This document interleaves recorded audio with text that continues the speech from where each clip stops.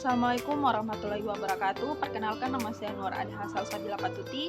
Saya adalah mahasiswa aktif di Universitas Pembangunan Indonesia Manado, Fakultas Keperawatan semester 7, NIM 1814201052. Video ini dibuat untuk memenuhi proyek UAS mata kuliah keperawatan bencana dengan dosen pembimbing Nurse Olvin Manengkei Escape MKes. Dan di video kali ini saya akan membahas mengenai bencana banjir, serta dengan bagaimana penanganan dan penanggulangan bencana banjir. Kita masuk pada materi. Banjir merupakan peristiwa ketika air menggenang di suatu wilayah yang biasanya tidak tergenang air dalam jangka waktu yang tertentu. Banjir biasanya terjadi karena curah hujan turun terus-menerus dan mengakibatkan meluapnya air sungai, laut, dan danau. Yang kedua yaitu mengetahui cara-cara untuk melindungi rumah dari banjir. Yang ketiga, melakukan persiapan untuk evaluasi termasuk memahami rute evaluasi dan daerah yang lebih tinggi.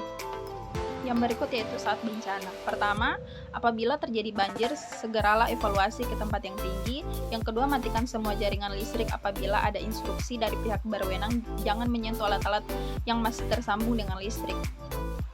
Yang ketiga, jangan mengemudikan mobil di wilayah banjir apabila air mulai naik, abaikan mobil dan keluarlah ke tempat yang lebih tinggi. Yang keempat, bersihkan dan siaplah penampungan air untuk berjaga-jaga seandainya kehabisan air bersih. Yang kelima, waspada saluran air atau tempat melintasnya air yang kemungkinan akan dilalui oleh arus yang besar. Yang terakhir yaitu ada pasca bencana. Yang pertama, hindari air banjir karena kemungkinan berkontaminasi zat-zat berbahaya dan ancaman kesetrum. Yang kedua, waspadai dengan instalasi listrik. Yang ketiga, hindari air yang bergerak. Keempat, kembali ke rumah sesuai dengan perintah yang berwenang. Yang kelima, perhatikan kesehatan dan keselamatan keluarga dengan mencuci tangan pakai sabun dan air bersih jika Anda terkena air banjir. Yang keenam, dapatkan perawatan kesehatan dan fasilitas kesehatan terdekat. Yang ketujuh, bersihkan tempat tinggal dan lingkungan rumah dari sisa-sisa kotoran setelah banjir.